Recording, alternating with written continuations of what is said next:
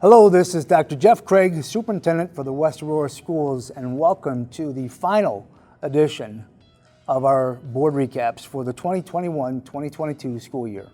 On June 6th, at our first board meeting of the month, Those Who Make a Difference, the Kane County Credit Union, represented by Mike Lee, was recognized for their partnership with the district and the monetary awards for those that use the West Aurora Pride debit card.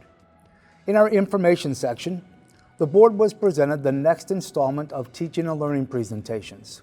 Dr. Lori Klomhouse, principal of Early Learning Academy, Kelly Pearson, assistant principal, and Beth Heldman, full-day pre-K program administrator, presented the early childhood programming in partnering with families.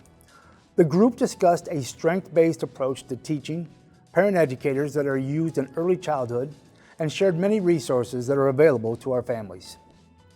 Ryan Abrahamson, Director of Finance, then presented the annual fiscal year 23 designating depository resolution and also discussed the waiver of limitation of administrative costs. Marty Nearing, our Executive Director of Student Services, and Jennifer Herman, our Director of Special Education, updated the board on the changes to the students' rights and responsibilities for this upcoming school year.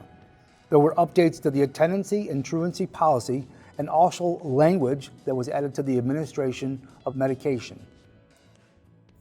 Dr. Valerie McCall, our Director of Educational Equity, presented an update on the equity audit. A summary report was shared as well as the draft of the Equity Education Plan. Her group continues to develop a progress monitoring framework. In action, the board approved Angie Smith, Assistant Superintendent of Operations, to have the authority to execute agreements for the purchase of up to 90% of the district's anticipated annual gas and electrical needs for a term not to exceed 48 months.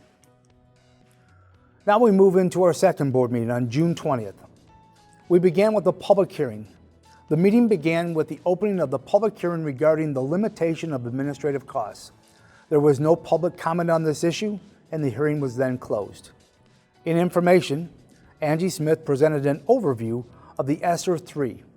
The district will receive an allocation of $26.9 million for the elementary and secondary school emergency relief funding provided by the federal government.